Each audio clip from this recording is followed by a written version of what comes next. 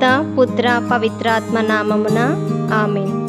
జ్ఞానవాణి వీక్షకులందరికీ ప్రభు నామమున శుభోదయం, హృదయపూర్వక స్వాగతం.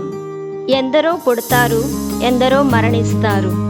కొందరి పుట్టుక, జీవితం, మరణం ఏమాత్రం గుర్తింపుకు నోచుకోకుండా పోతాయి. మన అనుదిన జీవితాన్ని ప్రభావితం చేయడానికి ఆదర్శమూర్తులు అవసరం. శ్రీసభ చరిత్రలో అనేక మహనీయుల జీవిత గాథలు మనకు చైతన్యాన్ని, స్ఫూర్తిని ప్రసాదిస్తున్నాయి. అట్టి వారి జీవిత విశేషాలను తెలుసుకున్నప్పుడు పరివర్తన చెంది కొత్త బాటలో పయనించడానికి ఎంతగానో తోడ్పడుతుంటాయి.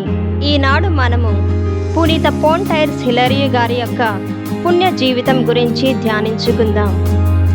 వీరు పీఠాధిపతి, వేద పండితులు. దేవుడు నాకు రక్షకుడు, నేను అతనిని నమ్మి భయమును విడనాడుదును. ప్రభువు నాకు బలమును శక్తిని దయచేయును, రక్షణమును ప్రసాదించును. యెషయా గ్రంథము 12వ అధ్యాయము 2వ వచనము. వీరి సుగుణం సత్యమే తన జీవిత ధ్యేయం, దానికోసమే అన్వేషించారు. వీరి యొక్క జీవిత చరిత్ర. పునీత హిలరీ ఒక ఉన్నత కుటుంబంలో జన్మించిన వ్యక్తి. ఫ్రాన్స్ దేశమున పడమటి భాగంన ఉన్నటువంటి ఒక గొప్ప పట్టణం అయిన ఫోంటైర్స్లో జన్మించి ఉన్నారు. అన్యులైన తన తల్లిదండ్రులు తాను నాస్తికపరమైన చదువులు చదివేలా చేశారు. కానీ అవి తనను సంతృప్తి పరచలేదు. అందుకే తాను సత్యం కోసం అన్వేషిస్తూ పవిత్ర గ్రంథం చదవటం మొదలుపెట్టారు. అదే నిజమైన జీవిత గమ్యాన్ని దేవుని గురించి తెలిపి తాను జ్ఞానస్థానం పొందేలా చేసింది. అప్పుడు అతడికి 30 ఏళ్ళు. వేదాంతాంశం. జ్ఞానస్థానము తరువాత ఈ పునీతుడు తాను పొందిన విశ్వాసాన్ని ప్రకటించడం మొదలుపెట్టారు.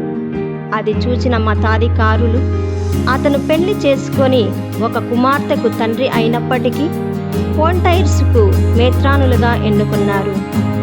యేసు దైవత్వాన్ని తిరస్కరిస్తూ అలెగ్జాండ్రియాకు చెందిన అరియాస్ చేసిన ఒక తప్పుడు సిద్ధాంతం ఎంతో మంది ప్రజలను ఆకట్టుకుంది. ఆ విధముగా తిరుసభకు కష్టాలు ఎదురైనప్పుడు ఈ పునీతుడు అక్కడికి వెళితే అక్కడి ప్రజలు సహకరించకుండా ఆసియా చక్రవర్తి అయిన కాన్స్టెన్స్కు ఫిర్యాదు చేసి ఆసియా మైనర్లో ఉన్న ఫ్రిజియాకు తరిమివేశారు.